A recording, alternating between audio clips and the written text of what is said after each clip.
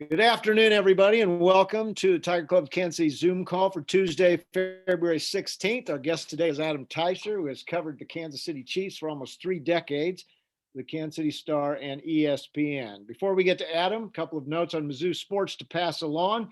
Men's basketball team takes on Georgia tonight. Please note, tip-off of that game has been moved to 6 o'clock, and that'll be on the SEC Network. Missouri wrestling team, ranked 5th in the nation, completed an undefeated regular season last week. Coach Brian Smith's Tigers will next compete in the MAC Conference Championships. That will begin February 26th. And then Coach Larissa Anderson's softball team is nationally ranked. They had a solid start to their season over the weekend, went 3-1, including a split with 12th-ranked Florida State.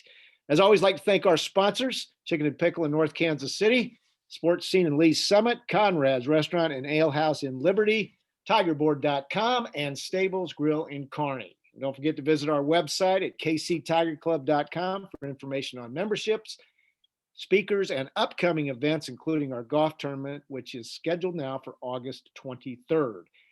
Now we turn to our guest, Adam Teicher. If you'd like to ask Adam a question at the end of the discussion, please use the chat feature at the bottom of the screen. Adam has visited with us in person several times in the past, a Michigan State graduate. He joined the Kansas City Star more than 3 decades ago and took over the Chiefs beat in 1993. He continued to cover the Chiefs when he moved to ESPN in 2013. Last year, he published a book on the 2019 Super Bowl championship season entitled Kingdom, which is available around town and from Amazon and Barnes & Noble websites. Adam, great to have you here.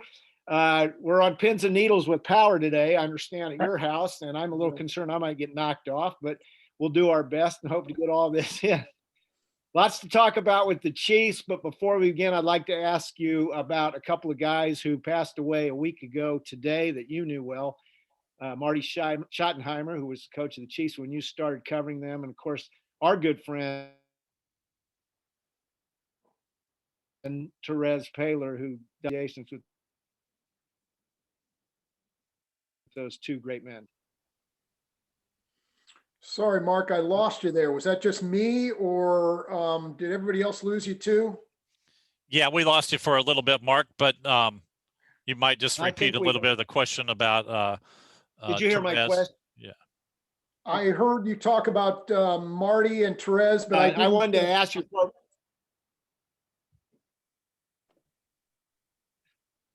Sorry, Mark, I lost you again. Okay, I think I'm having some. Just wanted to get your memories of those 2 guys. Yeah, well, Marty Schottenheimer was. It was a great time to be a young guy on the Chiefs beat because he was so giving of his time. I learned so much about football from him, not just from him, but from his assistant coaches as well.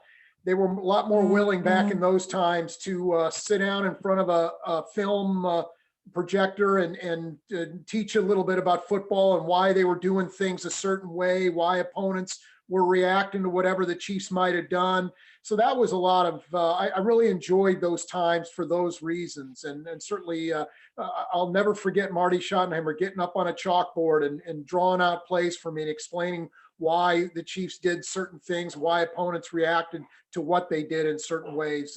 He just loved being a teacher, and a lot of his players would tell you that as well. And Therese, what a tragedy, 37 years old. What a good guy, a good friend, a true professional in every sense of the word. He was really, he already had been going places in our business, but he certainly was on his way. And just incredibly sad news with him as well. Yeah, big losses, both those guys. I want to apologize. I think I was having some connectivity issues, so I've changed, and hopefully we can do this flawlessly going forward. So anyway, good memories of both those guys, but especially Therese, who had talked to our club a couple times. Even I think he might have been one of our last live guests last year, and he had just gotten back from the NFL Combine. So. Let's turn to the Super Bowl. I'd hoped to be talking to you about a championship, but I mean, the game was a dud, I guess, as far as Chiefs fans. But I remember during the Buffalo game when Fisher got hurt, Eric Fisher got hurt, I said, this is a big problem because they're going to now really have a patchwork offensive line, and Tampa Bay is pretty good on the defensive line. And it's certainly, I thought that was the biggest difference in the game. Yeah, no doubt about it. And, the thing about the Chiefs on their offensive line is they really had to dig deep into their depth on the offensive line, even before the Eric Fisher injury. I mean, I think one of the underrated aspects to their season, going 16-2 until the Super Bowl, and also getting to a Super Bowl, was how they sort of patched that thing together. Remember, they lost two guys who would have been playing for them. They lost them before camp even started. They opted out. One being Larry Duvernay-Tardif, who stayed in Canada to help out with COVID-19 up there. He certainly would have been playing for them, and they lost a third-round draft pick who would have been playing for them by that point in the season. Then they lost both starting tackles to injuries, including Eric Fisher. They lost a starting guard. So they were basically back down to a backup offensive line for the Super Bowl. They had really had to dig deep. I underestimated what a big issue this was going to be in the Super Bowl. I figured between Andy Reid and his creativity on offense, the Chiefs would figure something out to help buy a little bit of time. And I also thought maybe Pat Mahomes would be able to do a little more in a limited amount of time. And I was probably wrong on both accounts. So I really underestimated what a factor that was going to be going into the game, but certainly not afterwards. I think we all saw what a big deal that was during the game. It still was stunning that the Chiefs never even got to the end zone. And in addition to the offensive line problems, though, they were flat. Do you think that the Britt Reed situation was on their minds and was a distraction?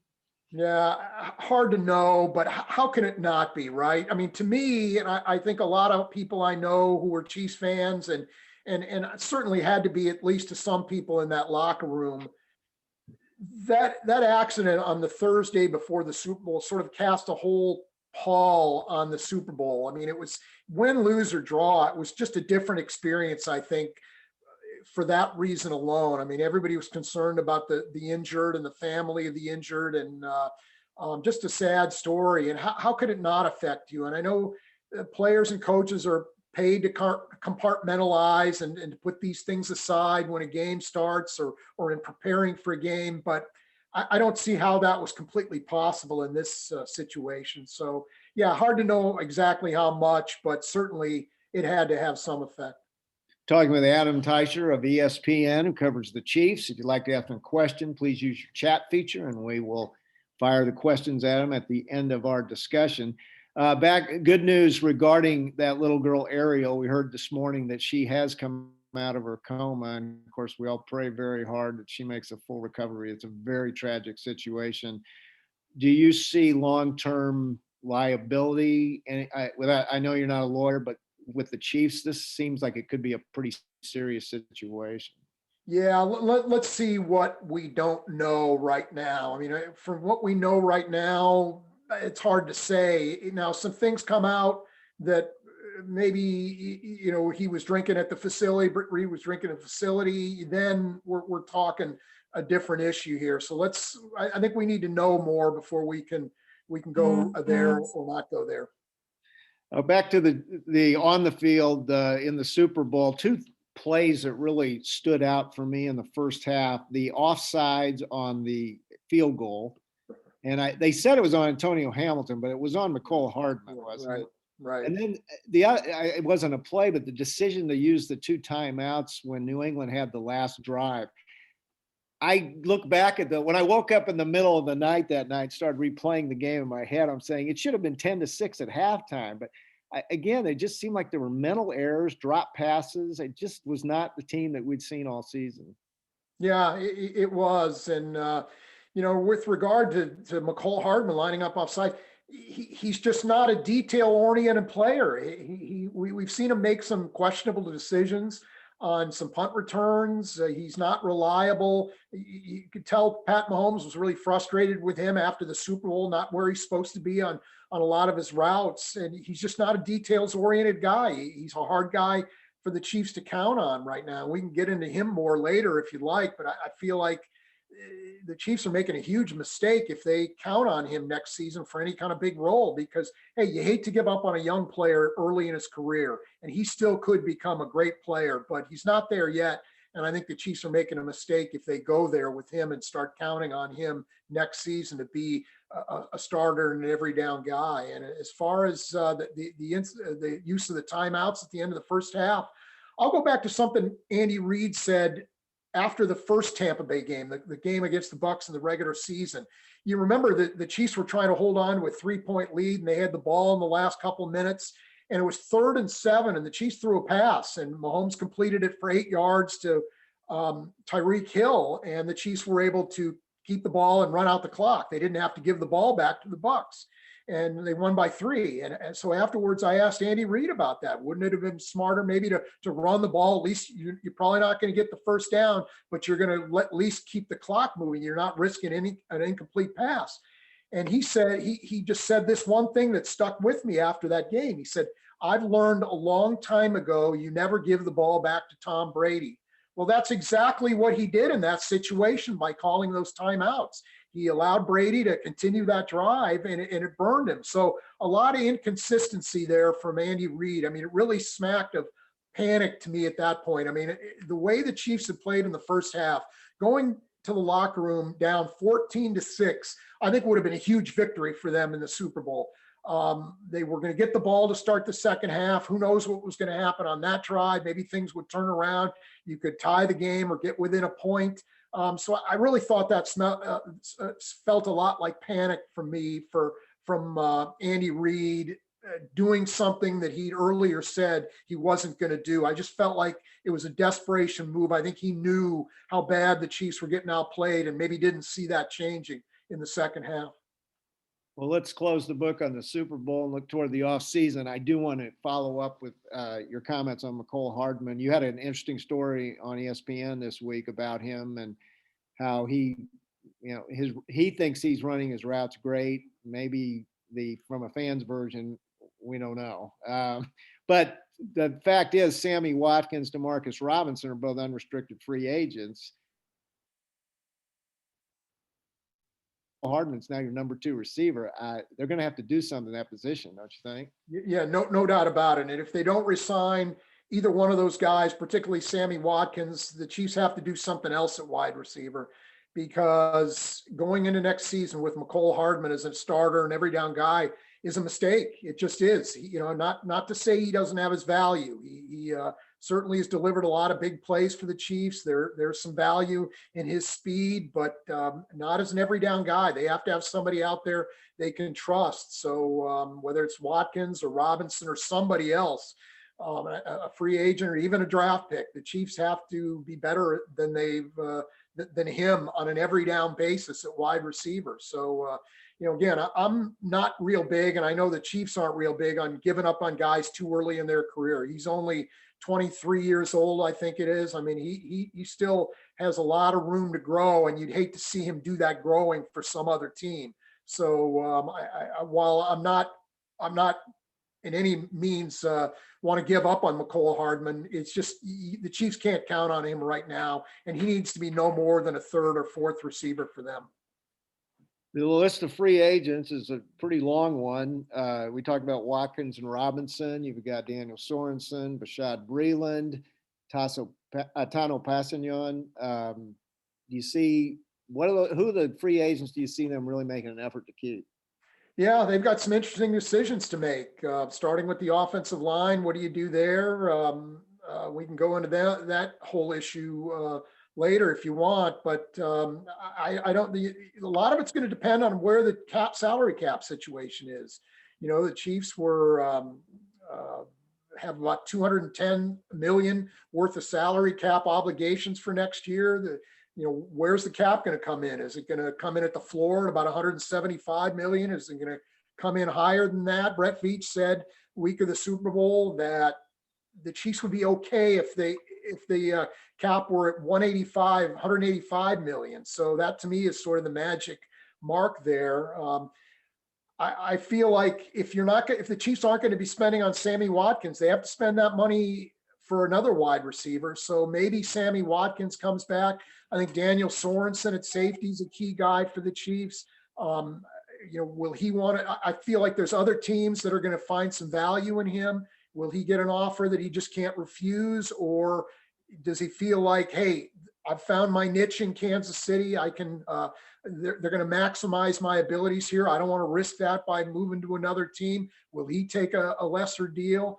Those are at least a couple of the guys that I'm really wondering about that, do the Chiefs move on without them? If so, how do they replace them? Let's talk about the offensive line, because obviously I think that's where they need to do some rebuilding. Eric Fisher had a ruptured Achilles tendon. Those usually take a year to heal, don't they? Yeah, I'd say 9 months at a minimum. So best case scenario to me, he's back middle of next season. But even then, what kind of shape is he in? Is he going to come back at least for next season, the remainder of next season, as the player we remember him as? A lot of uncertainty there. So, yeah, I'd wonder about him for sure. And Mitchell Schwartz, is his career over? You always wonder about backs with the big guys. That's not a great injury to have when you're a big guy. And the fact that he never got back to practice, never even sniffed the practice field, much less the playing field, makes you wonder a little bit. And both those guys are now 30 or older. So as far as the offensive line, the Chiefs have spent, they've hardly spent any money. And my dog, the UPS guy is out there, so pardon me here. Bear with me here. That's her sworn enemy right now. The pleasures of Zoom. That's okay. Careful. Either that or she's disagreeing with my point here, one of the two. But the Chiefs have spent very little money on their offensive line in recent years. Their salary cap spending on their offensive line was 79% under the league average last season. So you take that and you look at where they spent their draft resources. Since Eric Fisher, they've drafted one player in 2013. They drafted one offensive lineman above the third round, and that was Mitch Morse of Mizzou, who obviously has moved on. He's now with the Bills. So there's just not a lot of resources the Chiefs have put into that offensive line. It's time for that to change. There's so much uncertainty with both of those tackles. If the Super Bowl taught you anything, is you got to be better at those positions. And if the Chiefs aren't better at those positions unless they have some clarity on Mitch Schwartz and or Eric Fisher, that yes, they're going to be ready to go next season and they're going to be what they were before their injuries, I don't see how they avoid spending a top draft pick or some money in free agency on a tackle to kind of solidify that spot. I feel like it's going to be key for them to start investing in the offensive line. One thing that Brett Veach has done since he's been the general manager is he's been determined to try to surround Patrick Mahomes with good offensive skill players. They signed Sammy Watkins a few years ago for a lot of money when that didn't seem like an essential move. They drafted Nicole Hardman with their top draft pick 2 years ago, and they drafted Clyde Edwards-Helaire with their top draft pick last year. So Brett Veach has at least tried to keep his quarterback surrounded with good offensive talent from a skill position standpoint. Now it's time to maybe finish the job or continue the job with the offensive line. So I think this is unless they know something about Fisher and Schwartz that we don't know right now, sort of ignoring the problem or wishing it away or figuring, hey, we can just figure it out with the guys we have now. I think that's going to be a huge mistake, and I'd be surprised if they did that. I'm going to give you a little lightning round on some names on the offensive line. Tell me if they fit in next year, or will they be back? Kelechi Osemele, he's an unrestricted free agent?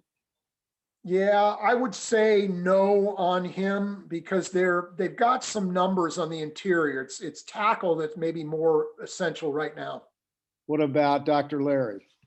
Yeah, I think he's going to want back, and the Chiefs would welcome him back with open arms because he really would have helped as the season went along. So yes, I think he'll be back. And I hope I pronounce it right. Lucas Nyang, the third round pick out of TCU last year, opted out. What are their thoughts on him?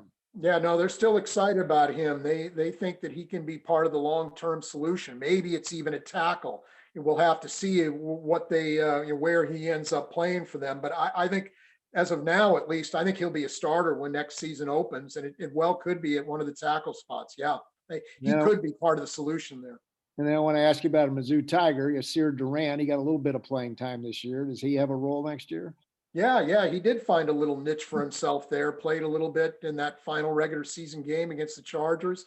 I think he'll be part of things. I mean, I was a little bit surprised that he fought his way through training camp without the benefit of any kind of OTAs or preseason, and he won a roster spot. So that tells you a little bit about what the Chiefs think about him. They felt like they didn't want to risk losing him. So I don't know if he's going to ever be a starter, or maybe he's just a backup that you bring in off the bench. But I do see him having a future here, probably as a backup, but who knows? Maybe he'll develop to the point where he can be a starter for the Chiefs. We talked about offensive line. We talked about wide receiver. What other areas do you think the Chiefs need an upgrade? Well, those are two areas right there. One area where they really fell short this year was in their 4-man pass rush. They did not do a very good job there. Other than Chris Jones, they really had no one capable of supplying pressure. So they're going to have to do better there. That you live by the blitz, you die by the blitz. I think that's a little bit about what they saw in the Super Bowl. Their blitz had been pretty good for them. You remember in the playoffs, particularly in the Buffalo game, but it just died in the Super Bowl. They just couldn't get pressure on Brady, and that they paid for it. And certainly they couldn't rush him with 4 guys. So there's something they need to figure out a pass rush when you're strapped for cash and don't have a premium draft pick.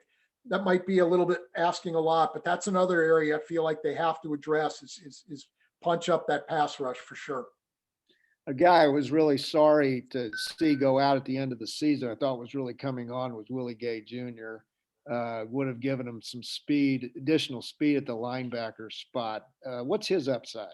Yeah, no, I think there's a big upside there. I mean, I think maybe if he continues to develop, he could be for the Chiefs what maybe Derek Johnson was for a lot of years. So I kind of see that as an upside for him. I think he can be a Pro Bowl type guy if he develops. Certainly the Chiefs' best athlete at that position. And it was a blow that he couldn't play for them late in the season because his playing time during the season was kind of spotty, and you're never sure from week to week how much he was going to play. Obviously, the Chiefs didn't trust him in all situations, but he might have made a difference in the Super Bowl. So, I feel like, he's a guy who's part of the long-term solution there. Now, he ended the season with some injuries, and we'll have to see, that sort of clouds him, at least in my mind, for at least the early part of next season. We'll have to see how he comes along. Do you see Damian Williams coming back? The running back, Damian Williams? Yeah. Yes, I do. I think he's going to want back. Now, whether he comes back as the same person he was when he left, we'll see. You remember his last game for the Chiefs, he probably should have been the MVP of the Super Bowl, 100 plus rushing yards, 2 touchdowns in the fourth quarter, the game against the 49ers. If he's that guy, by all means, you welcome him back. I don't know he will be that guy. I mean, he's been a guy who's not kept himself in the best physical conditioning over the years. And so what has this year done to him? What's he been up to? Will he come back as the same guy? I don't know. I mean, he certainly could. And if so, I think the Chiefs would love to have him back. But if if this year off was not kind to him, how is he going to overcome that? Is he going to overcome that? So while, you take him back, I wouldn't just assume that he's going to be the player he was when he left the Chiefs. We're 20 minutes into our interview, and I can't believe I haven't mentioned the name Patrick Mahomes. So we'll get to that. Yeah, well, he's the least of the Chiefs' problems. So that's nothing wrong there. Right, but I do. Obviously, you hear turf toe. A layman doesn't think, "Oh, that's not that big a deal." It is a big deal.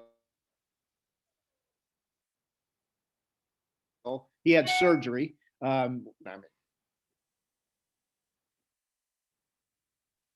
Okay, Mark, I lost you again. Okay, I asked about it. Can you hear me now? Yeah, I can now. Okay, I'm sorry. turf toe. How long do you think? What will he miss in the off season with that injury and after the surgery? Yeah, well, as far as practice, if the Chiefs even can have practice this year in the offseason, I think he'll miss probably all of it. Let's see how he recovers. But I was told don't expect him back until training camp at full go. So we'll see, knowing how cautious most NFL teams, including the Chiefs, are with these kinds of things. I think it's probably a stretch that he'll be back before training camp starts. So we'll see. That doesn't mean he has to miss everything. He can be around for whatever meetings they have. He can be at practice if they have in-person practice. He can certainly be there and observe and be part of things, at least to that extent, which I know to a lot of guys, including him, would really help. So, but as far as him participating, I wouldn't expect anything before training camp, but the Chiefs were expecting him to be ready to go at 100% when camp does start. How was his mental state after the Super Bowl? He'd never had a game like that. Yeah, and he was pretty frustrated with not just the way he played, but everything going on around him. The quarterback is always most affected by problems going on around him, and between guys not making some catches that should have been made and receivers not being where they should have been, and the constant pressure that he was under, it was almost impossible for him to succeed in that game. So, he took the loss pretty hard. He said something the day after the game that I'll always remember. He said, listen, this loss, the Super Bowl loss, is going to motivate me. And it's not just going to motivate me next season. It's going to motivate me for the rest of my career. So that's kind of where he is on this. He won't forget this anytime soon. So we'll see how he overcomes it. But I think with him, that won't be an issue. Okay. Again, I apologize for my Wi-Fi. I think I did pay the bill this month, but it's kind of going in and out on me. I want to ask you about your book, Kingdom, came out last September. I have not read it yet, but I will get it. I saw on Amazon, out of 57 reviews, your rating was like 4.99 or something. So somebody gave you a 4, I think. So tell me about that labor and how it came about. Yeah, I've been voting for myself, voting a 5 on that for myself a lot lately. So glad to hear the numbers come up. No, seriously, it was a lot of fun to work on. I was contacted by a book publisher in the days after the Super Bowl last year, Triumph Books out of Chicago, and they wanted to know if I wanted to write a book. And I had been approached to do some books about the Chiefs over the years, and I never felt I had the stories to tell. I never felt the time was right, but I thought it was this time. So many stories about last year's Chiefs, and not just last year's Chiefs, but the 50 years leading up to last year's Super Bowl, and how hard it was for the Chiefs to be a Chiefs fan over the years with all the frustrations. And so I really enjoyed it. It was a new experience for me. I really had to dive deep into everything that was going on and write like in a long form that I've never written before. And it was just a lot of fun telling the stories of, again, the 50 years from the last Super Bowl to last year's Super Bowl, and the stories about Andy Reid and Pat Mahomes and all the other characters, Travis Kelce and Tyreek Hill, and all the other characters who played big parts for the Chiefs last season. So it was a lot of fun, and I'm glad I had a chance to do it. I really am glad. It's kind of funny. The 3 or 4 days after the Super Bowl last year were a blur between the day after, all the things going on the day after, to traveling home, to the parade. And I was sort of ignoring my email. And I'm glad that Triumph Books, they sent me a note. I think it was the day after or 2 days after the Super Bowl. I didn't even see it. They got back in touch a couple days later, maybe I think it was on Friday after the Super Bowl, and said, hey, listen, just doubling back here. Is this something you'd be interested in talking about? Because I wouldn't have noticed it otherwise. I'm just glad I got the opportunity, because it was a lot of fun to work on, and a lot of fun to put those stories together in one place for Chiefs fans. Well, I'm looking forward to reading it. Again, the name of the book is Kingdom by Triumph Books. You can get it on Amazon and Barnes & Noble websites. And I think it's at all the local bookstores, isn't it? Yes, yeah. Rainy Day has it as well. You can get it through Triumph Books, the publisher. So there, any place books are sold, really, it can be purchased. Well, I went to my first Chiefs game in 1965, and Oh. I can name the starting lineup from the 69 Super Bowl team. So I'm really looking forward. I've suffered through a lot of those seasons. I'm looking forward to reading the book. Yeah, I'm not a Chiefs fan in a traditional sense, but I know how tough it's been until really Pat Mahomes came along, how tough it has been to be a Chiefs fan, because there were a lot of seasons that were hopeless and a lot that seemed like this might be the year and ended in a way no fan likes for them to end. So I kind of get that. And yeah, I was really most happy for a lot of the Chiefs fans last year. It was really fun to be down in Miami and see Chiefs fans, a generation of Chiefs fans, right? Finally getting to live their dream. You know, that was a lot of fun to see.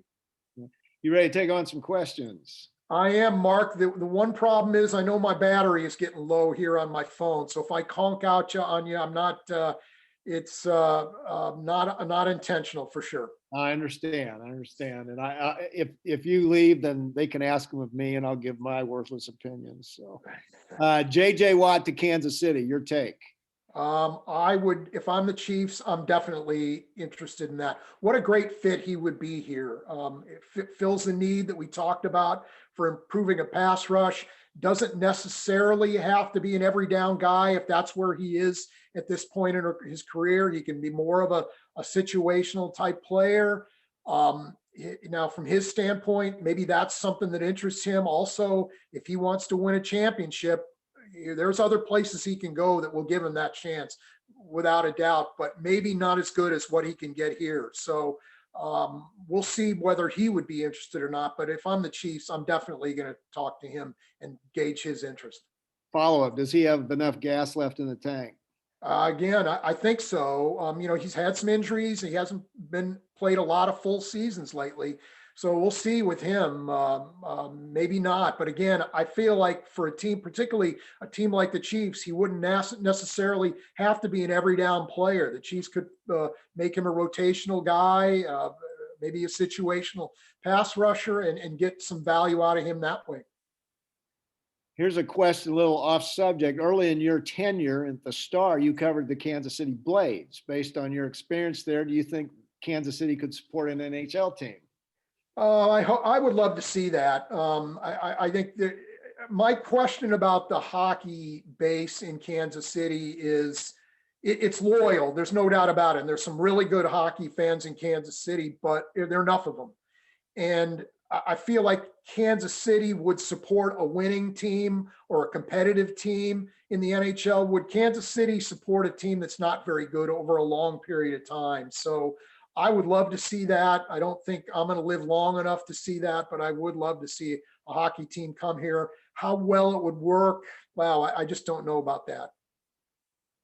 Back to the Chiefs. Special teams were a problem for most of the season. You think that's an area the Chiefs should address with staff and personnel?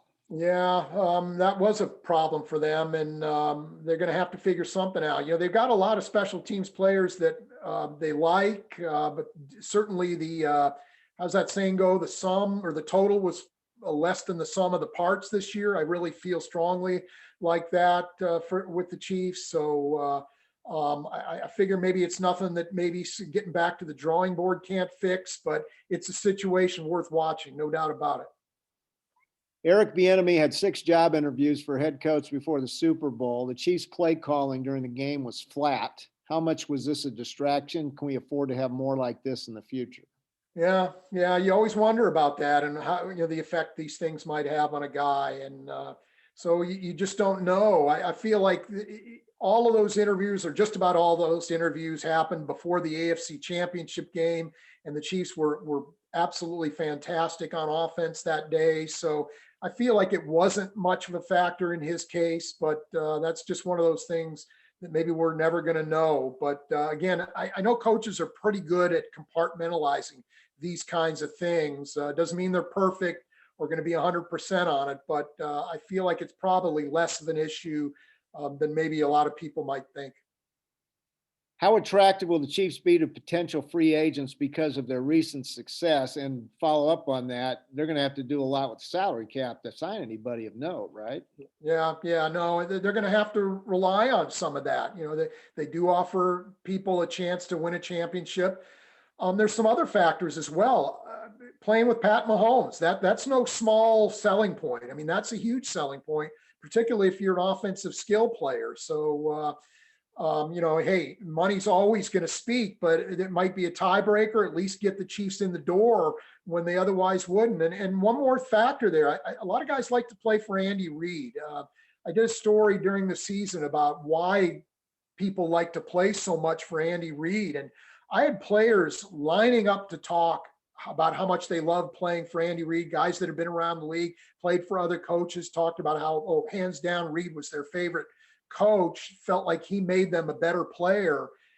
And it wasn't just current players telling me this. I wanted to make sure I found a lot of retired players who maybe didn't feel beholden to the Chiefs anymore and felt like they could speak openly about these things.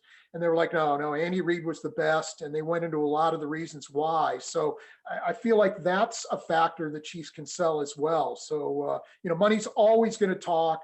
But these are two things that maybe can get the Chiefs in the ball game, in addition to the chance maybe for a player to win a championship if he comes to Kansas City. Next question. Last year during the Super Bowl, Mahomes was running around the sidelines cheering on his team all through the game. He was leading the comeback. This year he was in a daze on the sidelines, sitting all by himself. Change in approach, injury and sacks affecting him? Yeah, I mean, hard to know exactly what was going into that and whether, sometimes the TV cameras don't capture those things accurately.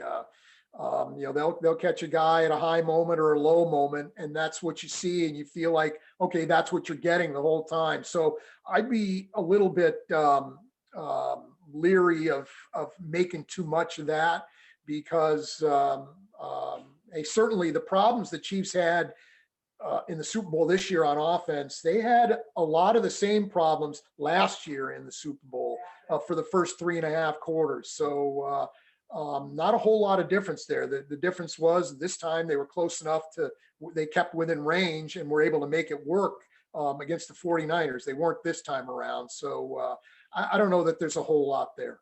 Well, and I'm going to follow that up with a comment. In the Buffalo game, when Hardman fumbled that punt, I think Mahomes was one of the first guys to go over to him and say, "Hey, it's going to be okay. We're going to use you." So, I don't know. It was just a different situation in the Super Bowl. Yeah, no doubt about it. But again, what you see captured by the TV cameras isn't necessarily the whole story. Right. Next question. Surely Andy Reid anticipated that the Bucs would adjust from the November game. Given the absence of Eric Fisher, wouldn't you have expected some double tight end sets or Anthony Sherman in the backfield to block? Yes, I would have. One of the things about this Super Bowl is that the Chiefs got outcoached. There's no two ways about that. I remember watching the NFC Championship game, Tampa and Green Bay, and guys, I think I'm going to crash here in a minute, so my apologies. Green Bay never adjusted to Tampa's pressure, and I was thinking, wow, the Chiefs never going to let that happen, but they did. And in their defense, I'll say this: the Chiefs have been they've not been a max protect team. That doesn't mean they shouldn't have adjusted and become that, but they wanted to dance with what brought them there. And certainly, letting 5 guys pass block was how they got there. And, it was a mistake. They certainly paid for it. They should have done a better job adjusting. But and that's one of the reasons I say the Bucs really outcoached the Chiefs for sure. One last question, and hope we get in before your power goes out. Will Frank Clark be back? What about Tyrann Mathieu? And are they on their downslope? No, I wouldn't say that, particularly in the case of Tyrann Mathieu. I think he's still got a lot to give. The Super Bowl certainly wasn't one of his better games, but played well down the stretch for the Chiefs and most of the season for sure. Chiefs might have to extend his contract because he's got a big cap number heading into the last year of his deal. So I definitely see him back. I also feel like Frank Clark will be back too. Not played well consistently during his time with the Chiefs, but he has played well during the playoffs. And the Chiefs just gave up too much for him. They gave up a first-round draft choice for him. They gave up another draft pick for him. They gave up a lot of money for him. So they sort of need to see this one through. And he's not been bad enough where the Chiefs need to walk from him yet. I'm going to ask you one last thing about the Super Bowl. What happened to the rule about a ball has to be catchable before it's pass interference? Yeah. The one I'm talking about in the end zone, Brady almost threw it into the third row of the stands. What is the deal on that? I just didn't understand. The officials did not cost the Chiefs a game by any means, but that call really stood out to me, and it was at a key point in the game. Yeah, and there were some strange calls. There's no doubt about it, and particularly against the Chiefs in the defensive backfield.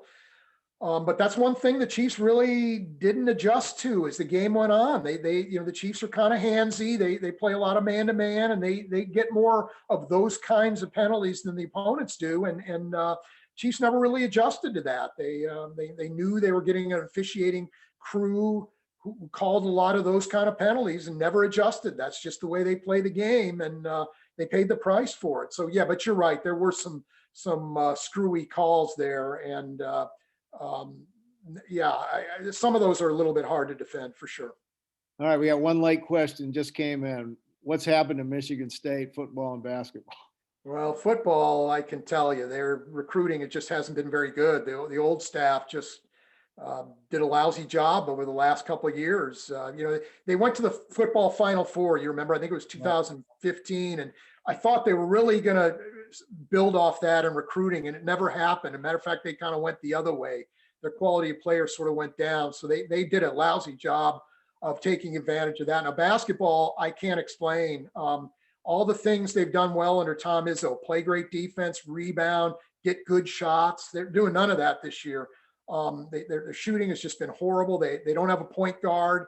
Their two best players, most talented players, are having horrible years. Their best players have become their worst players. I can't explain whether it's did they not do anything during the off season because of COVID? Has a lack of practice been affecting them? But they've just been awful. And what's going on with them basketball is not a fluke. They're truly a bad team right now, and it's painful for me to watch. I'm spoiled. I'm used to them being at the top of the Big Ten, but this is not a fluke. This is not something they're going to fix this year. They might have a game or two where they play better than others, but this is truly a bad team. All right. Adam, we made it through the whole interview without you losing power. Amazing. Yeah, but I think hopefully we can even just finish this, because I think I'm down to fumes now here, and the power hadn't come back on. So, yeah, we did make it for sure. Well, we had more trouble on my end, which I apologize for. Hey, thank you for your time, Adam. You are the best at covering the Chiefs, and a long history. Like I said, I think I've been following the Chiefs for 56 years, and you've been covering them for half that long. So that's quite a statement to make. Yeah, well, thanks, guys. I always have fun. Let's do this again sometime soon. In person, I hope. So, absolutely. Okay, Adam Teicher from ESPN. Make sure you log on to ESPN.com and read his coverage of the Chiefs. Next week, we will have Tom Hart, play-by-play announcer for the SEC Network, who is a Mizzou grad and a native of Columbia, Missouri. We look forward to talking to him. 2 weeks, we'll have longtime Tiger analyst Chris Gervino. Of course, this interview today will be posted on YouTube. So please spread the word among your friends, invite them to view it, and also to join the club at kctigerclub.com. Follow us on Twitter at kctigerclub. And as always, we appreciate your feedback. Just send us a message at info@kctigerclub.com. Thanks for everybody for tuning in today. We will see you next week with Tom Hart.